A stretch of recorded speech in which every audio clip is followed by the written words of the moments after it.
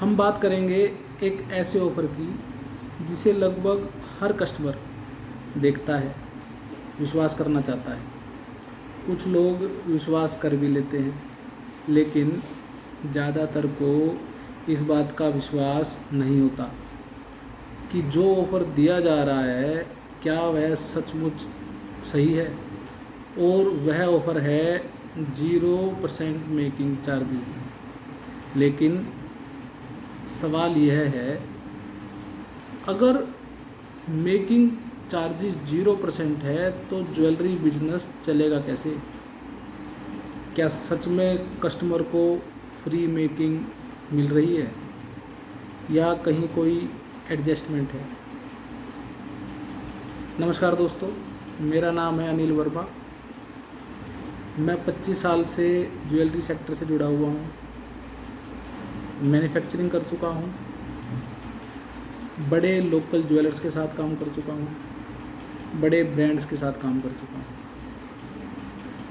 और आज सुनार की सच्चाई की सीरीज़ में हम जिस एपिसोड को लेकर आए हैं वह इसी टॉपिक पर बात करेगा। आइए इसे प्रैक्टिकल तरीके से समझते हैं। सबसे पहली बात, बिजनेस में कमाई कहाँ से होती है, आइए समझते हैं। सबसे पहले ये समझिए, ज्वेलरी बिजनेस सिर्फ गोल्ड बेचने का काम नहीं है। इसमें कॉस्टिंग की जो लेयर होती है वह कई तरह से होती है। सबसे पहली, गोल्ड वैल्यू कॉस्ट। सोचिए, अगर आपको एक समोसा बनाना है तो क्या केवल एक समोसे के सामान से आप एक समोसा बना पाएंगे? ऐसा संभव नहीं है। केवल उसे फ्राई करने के लिए ही ज़्यादा तेल चाहिए, गैस चलाने के लिए बाकायदा चूल्हा चाहिए, गैस का सिलेंडर चाहिए। चलिए छोड़िए, जो स्टफिंग का सामान है या जो उसके इंग्रेडिएंट्स हैं, एक समोसा बनाने के लिए नहीं बात बनेगी। वह सब कम से कम 3 या 4 गुना सामान आपको चाहिए ताकि समोसा बनाने की प्रक्रिया शुरू की जा सके। इसी तरह गोल्ड वैल्यू कॉस्टिंग को समझिए। 5 ग्राम की एक रिंग बनाने के लिए लगभग 12 से 15 ग्राम सोने की ज़रूरत होती है, तो उसमें से 5 ग्राम की रिंग बनकर तैयार निकलती है। इसका मतलब 5 ग्राम की रिंग बनाने के लिए आपको कम से कम 12 ग्राम सोना खरीदना पड़ेगा। यह पहली कॉस्टिंग हो गई आपकी। इसके साथ ही जुड़ी है वेस्टेज। मतलब है कि जो 12 ग्राम सोना प्रयोग करके 5 ग्राम की रिंग बनाई गई, वह सोना जब इकट्ठा किया जाएगा तो वह 12 ग्राम वज़न पूरा नहीं होगा। लगभग 1 से 1.5% सोना घट जाएगा। यह दूसरी कॉस्टिंग है। अब इस काम को करने वाला क्राफ्टमैन या कहिए कारीगर, जो उसे दिन भर बना रहा है, वह तीसरी कॉस्टिंग है। उस तीसरी कॉस्टिंग में सामान को बनाने के लिए वह डिजाइनिंग कर रहा है, वॉशिंग कर रहा है, पॉलिशिंग कर रहा है। यह तीसरी कॉस्टिंग है।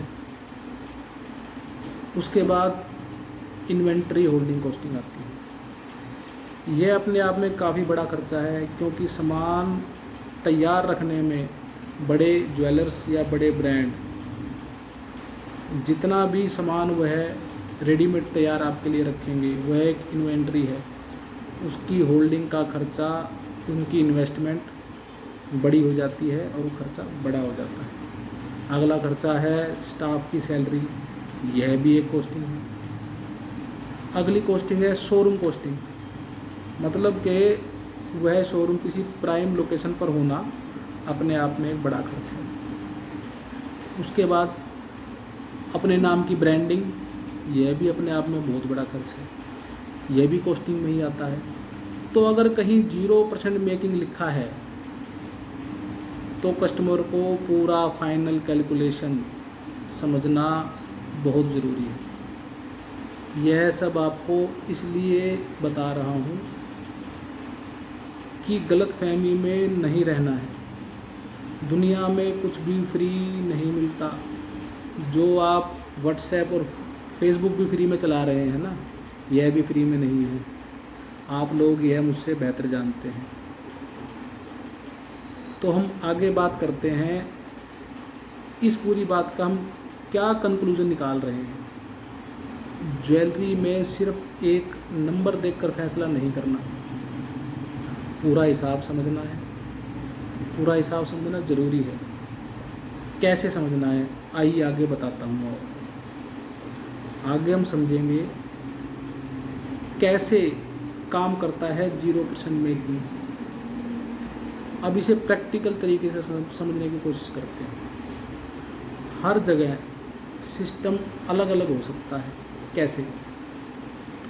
कुछ शोरूम सिलेक्टेड डिज़ाइन पर ऑफ़र देते हैं, वहाँ पर भी वह वेस्टेज के रूप में या डिज़ाइन चार्ज के रूप में खर्चा जोड़ देते हैं, जो कि मेकिंग बोलकर नहीं जोड़ा जाता, बल्कि गोल्ड के वज़न में जोड़ दिया जाता है।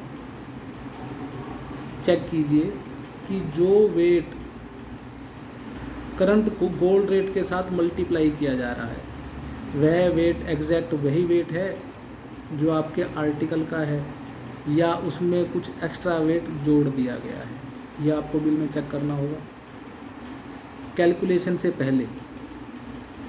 दूसरा, क्या जो आप खरीद रहे हैं वो ओल्ड स्टॉक क्लियरेंस तो नहीं है। स्टॉक क्लियरेंस का मतलब है कि अगर वह सामान उनको मेल्ट करना पड़ रहा है या वापस भेजना पड़ रहा है, तो वह अपना खर्चा बचाने के लिए फैक्ट्री भेजने के बजाय, ट्रांसपोर्टेशन का खर्चा करने की बजाय, उसके इंश्योरेंस पर खर्चा करने की बजाय, उनकी कोशिश होती है कि यह स्टॉक पूरे खर्चे पर भी अगर सेल हो जाए तो भी उनकी परेशानी बच गई। ध्यान रखिए, वेस्टेज वहाँ भी वह ब्रांड उस सामान पर जोड़ता है। आपको चेक करना होगा कि मार्केटिंग करके आपको बचा हुआ सामान तो नहीं बेचा जा रहा। अक्सर जिस तरह से कपड़े बेच दिए जाते हैं सेल में, उस तरह से गोल्ड का सामान भी 0% मेकिंग पर बेच दिया जाता है, फेस्टिवल प्रमोशन के रूप में।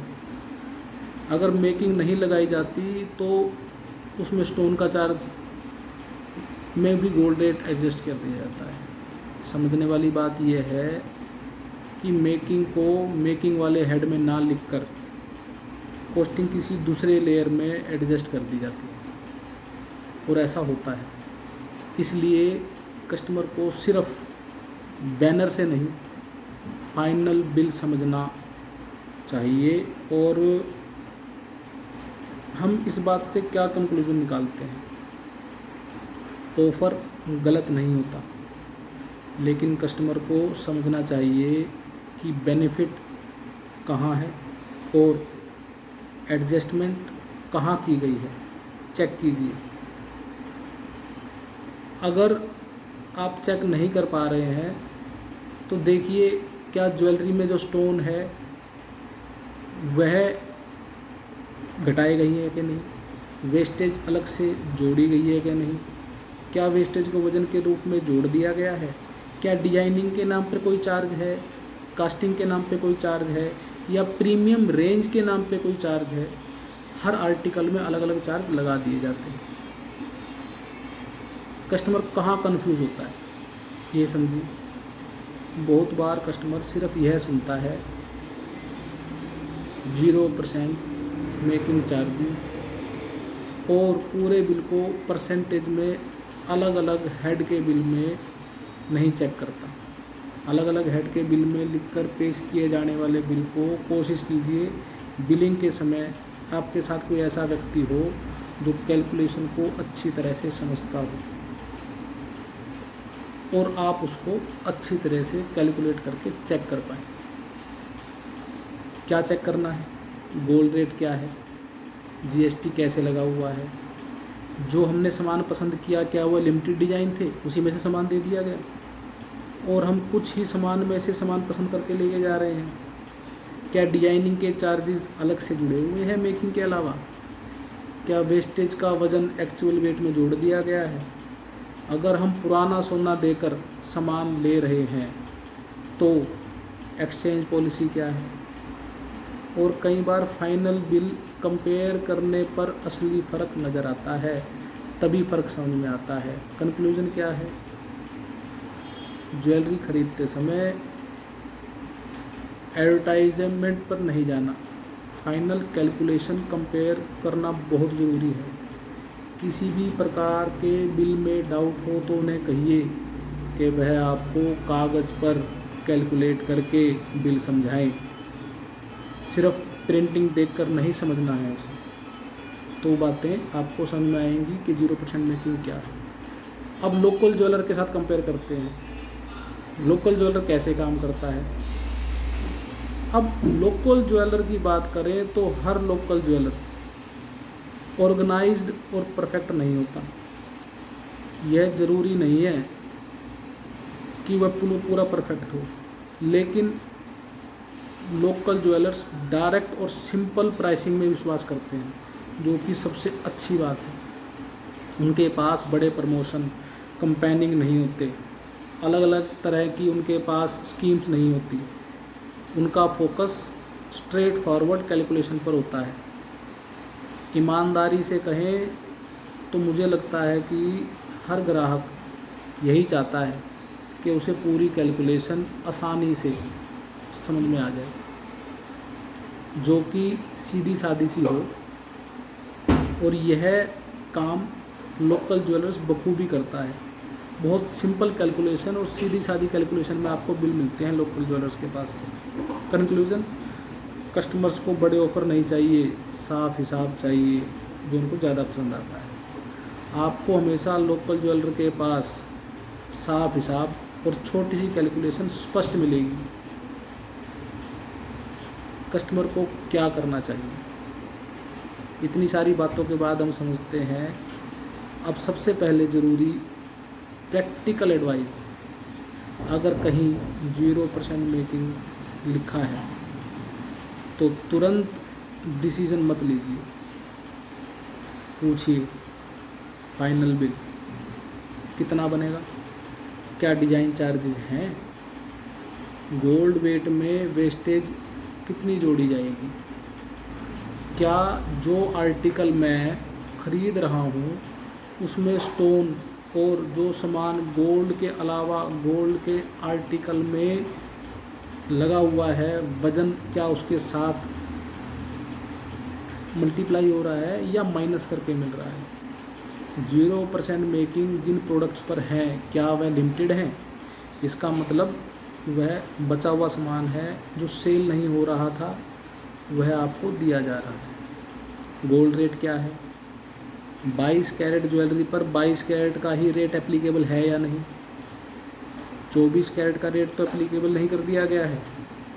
सबसे ज़्यादा यही ज़रूरी है कि हम जो ज्वेलरी ले रहे हैं वह जितने कैरेट शुद्धता की है उस कैरेट का गोल्ड रेट एप्लीकेबल हो, अगर 0% मेकिंग चार्जेस है। एक्सचेंज पॉलिसी क्या है, ऑफ़र क्या लिमिटेड डिज़ाइंस पर हैं, क्योंकि ज्वेलरी में सबसे ज़रूरी चीज़ ट्रांसपेरेंसी होती है। कंक्लूजन क्या निकालेंगे हम इन बातों से, ज्वेलरी ख़रीदते समय ऑफ़र नहीं, पूरा फाइनल बिल सेटअप को आपको देखना है। हम एक चीज़ और समझेंगे जो मेरे लिए ज़रूरी है। मेरा उद्देश्य किसी भी शोरूम या ब्रांड को गलत साबित करना नहीं है। मैं सिर्फ कस्टमर को ज्वेलरी प्राइसिंग प्रैक्टिकल तरीके से समझाना चाहता हूँ, और इसीलिए यह सीरीज़ बनाई जा रही है, क्योंकि अवेयरनेस से ही सही डिसीज़न लिया जा सकता है। और याद रखिए, ज्वेलरी ख़रीदते समय सिर्फ डिस्काउंट मत देखिए, पूरा हिसाब समझिए। इसके अलावा आपके मन में किसी भी तरह का विचार, किसी भी तरह की बात को समझने के लिए कोई विचार आए तो आप स्वर्ण सारथी कम्युनिटी को ज्वाइन कीजिए और उसके व्हाट्सएप नंबर पे आप अपनी किसी भी तरह की शंका को लिखकर भेज सकते हैं। उसके बारे में समाधान और जानकारी आपको मैसेज के द्वारा मिल जाएगी। अगर यह वीडियो आपको यूज़फुल लगी हो तो इस वीडियो को लाइक कीजिए, चैनल को सब्सक्राइब कीजिए और अपने जानकार और मित्रों के साथ शेयर ज़रूर कीजिए ताकि और भी लोग इस जानकारी के लिए हमारे साथ जुड़ सकें। अगले एपिसोड के साथ मैं फिर मिलूँगा आपसे। स्वर्ण सारथी का कम्युनिटी लिंक डिस्क्रिप्शन में दिया गया है। धन्यवाद, फिर मिलते हैं।